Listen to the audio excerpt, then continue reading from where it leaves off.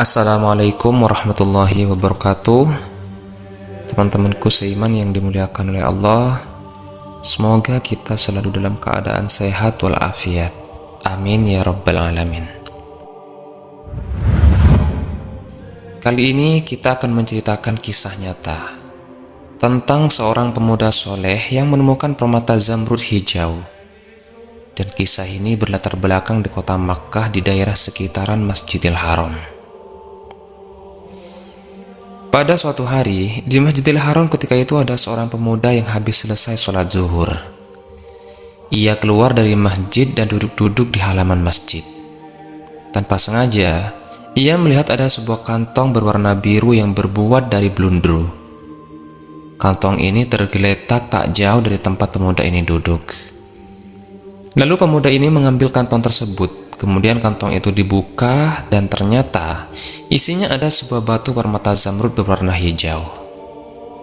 Batu zamrud ini tidak begitu besar ukurannya, dan batu ini merupakan salah satu batu mulia termahal ketika itu.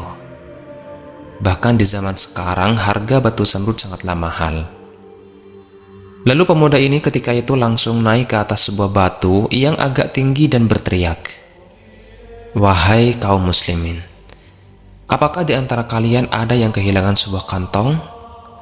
Namun tak ada jawaban. Lalu pemuda ini berteriak hal yang sama sampai 3 kali.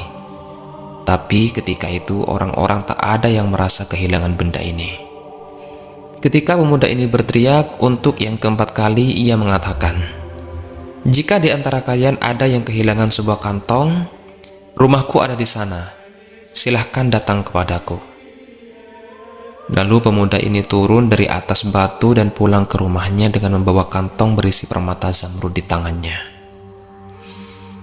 Tak lama dari itu, ada seorang pria tua naik ke atas batu yang sama.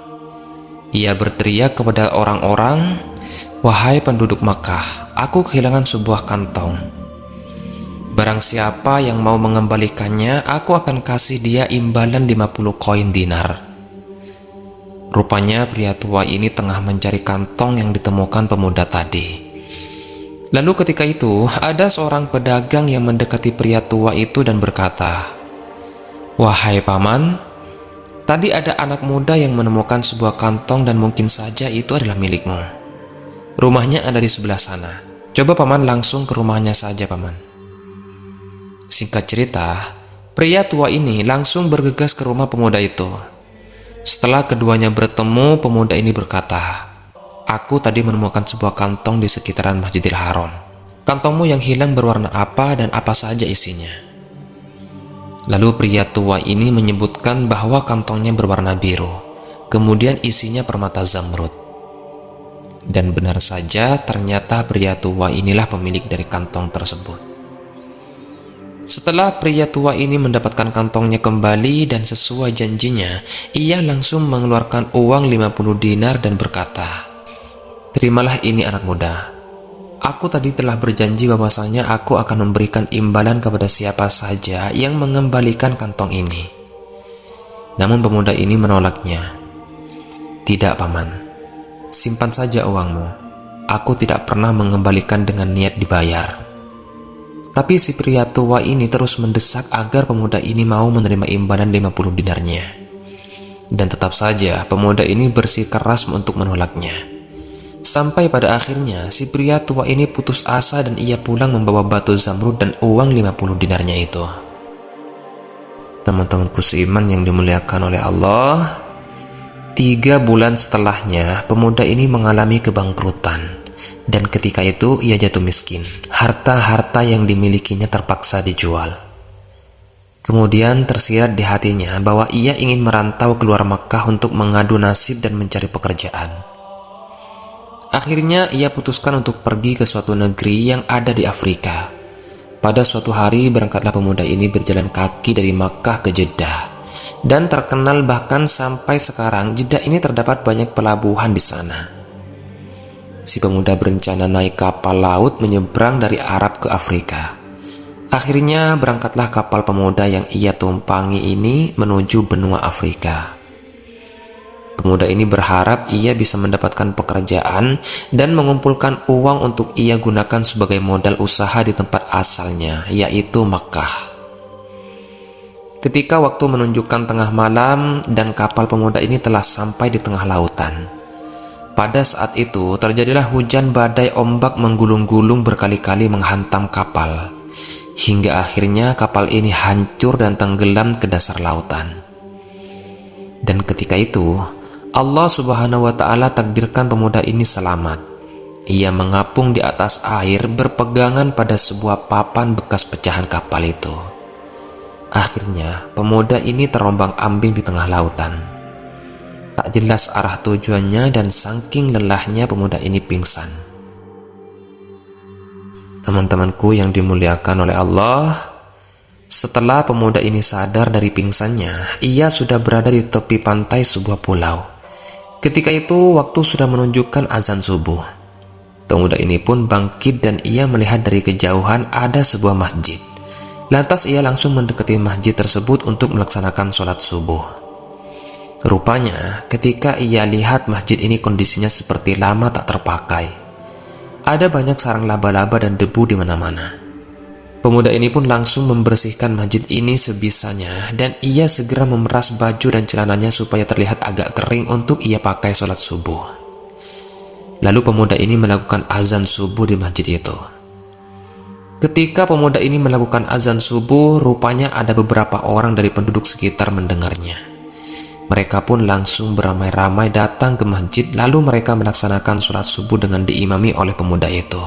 Setelah selesai sholat, salah seorang dari mereka bertanya, "Wahai anak muda, siapakah engkau dan dari mana asalmu?" Lalu pemuda ini pun menceritakan, awalnya dia berangkat naik kapal mau mencari pekerjaan. Tiba-tiba kapal terkena badai, dan ia pun bercerita sampai akhirnya aku ada di masjid ini, kata si pemuda. Lalu mereka berkata, "Maukah engkau tinggal di masjid ini untuk mengurus masjid ini dan sekaligus menjadi imam ketika sholat? Karena imam masjid kita yang dahulu telah meninggal dunia, dan kami butuh imam sekarang. Dan tenang saja anak muda, nanti saya dan warga akan patungan untuk menggaji kamu." Karena pemuda ini pun tak tahu harus kemana dan uang simpanan yang ia pegang juga sudah hilang ketika terjadi badai itu, ia pun mau menerima tawaran tersebut. Dan sejak saat itu pemuda ini menjadi pengurus masjid sekaligus menjadi imam ketika sholat. Teman-temanku yang dimuliakan oleh Allah, seiring berjalannya waktu, setelah pemuda ini sudah 3 bulan lamanya tinggal di masjid tersebut, ketika itu orang-orang pada menyukainya karena ia selain menjadi imam, ia juga mengajar beberapa pengetahuan tentang agama Islam. Pemuda ini terkenal soleh dan hafiz Al-Quran. Sejak pemuda ini tinggal di situ, masjid ini pun selalu terjaga kebersihannya. Nah, karena banyak dari penduduk sekitar yang senang dengan pemuda ini, mereka berharap pemuda ini bisa tinggal lebih lama di pulau tersebut. Lalu salah seorang penduduk pulau ini berkata, "Wahai anak muda, kami senang sejak engkau datang ke pulau ini. Apalagi masjid ini sekarang sudah ramai seperti dulu lagi. Kami mau bertanya satu hal penting kepadamu. Maukah kamu menikah dengan salah satu gadis di pulau ini, supaya kamu bisa menetap bersama kami di pulau ini lebih lama lagi?" Karena pemuda ini masih lajang dan dia juga sudah mulai betah tinggal di pulau ini, akhirnya ia terima tawaran tersebut. Pada suatu hari para penduduk membawa seorang gadis ke pemuda ini. Gadis ini mengenakan pakaian yang bercadar, jadi hanya terlihat mata dan telapak tangannya saja. Gadis ini juga memakai sebuah kalung seperti batu mulia yang diikat seutas tali. Ketika itu salah seorang dari penduduk berkata, "Wahai anak muda, inilah gadis yang akan kami nikahkan kepadamu." Namun bukannya melihat wajah dari gadis ini, pemuda ini malah fokus melihat kalung yang ada di lehernya. Karena sunnah Nabi SAW yang harus dilihat itu wajah dan telapak tangannya. Tapi pemuda ini malah melihat perhiasan yang dipakai gadis ini sebagai kalungnya. Kemudian salah seorang berkata, "Wahai anak muda, engkau zolimi wanita ini. Kami suruh engkau melihat wajahnya, tapi kenapa engkau malah melihat perhiasannya?" Orang-orang pun mulai marah ketika itu. Lalu pemuda ini menjawab, "Wahai paman, sepertinya aku kenal dengan batu yang ada di kalung gadis ini. Itu adalah batu zamrud yang pernah kutemukan 6 bulan yang lalu di Mekah." Kemudian pemuda ini menceritakan secara rinci peristiwa penemuan batu zamrud itu. Dia bilang, "Ketika itu aku selesai sholat, kemudian menemukan kantong berisi permata zamrud.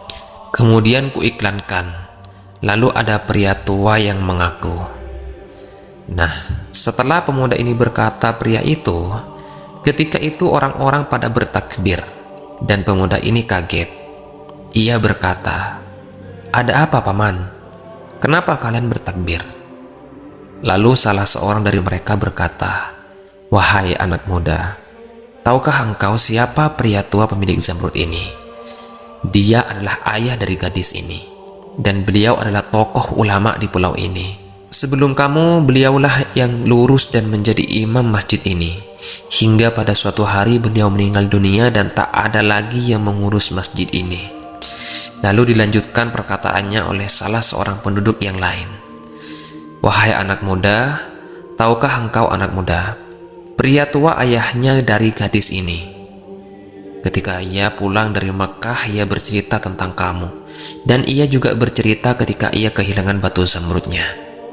Kemudian aku secara tak sengaja mendengar beliau berdoa di masjid ini. Ya Allah ya Rabb, jadikanlah pemuda di Makkah itu menjadi jodoh anakku." Singkat cerita, dinikahkanlah mereka berdua. Dan pemuda ini berkata, "Dulu kutemukan batu zamrud ini, dan aku kembalikan karena Allah. Dan sekarang Allah takdirkan batu zamrud ini menjadi milikku dan istriku." Teman-temanku yang dimuliakan oleh Allah, setelah 6 bulan kemudian Allah Subhanahu wa Ta'ala takdirkan istrinya meninggal dunia. Dan akhirnya pemuda ini menjadi pemilik tunggal dari batu zamrud yang pernah ia temukan dulu. Dan ia kembalikan karena Allah Subhanahu wa Ta'ala. Wallahu a'lam bishawab. Jadi itulah kisah tentang seorang pemuda dan batu zamrud.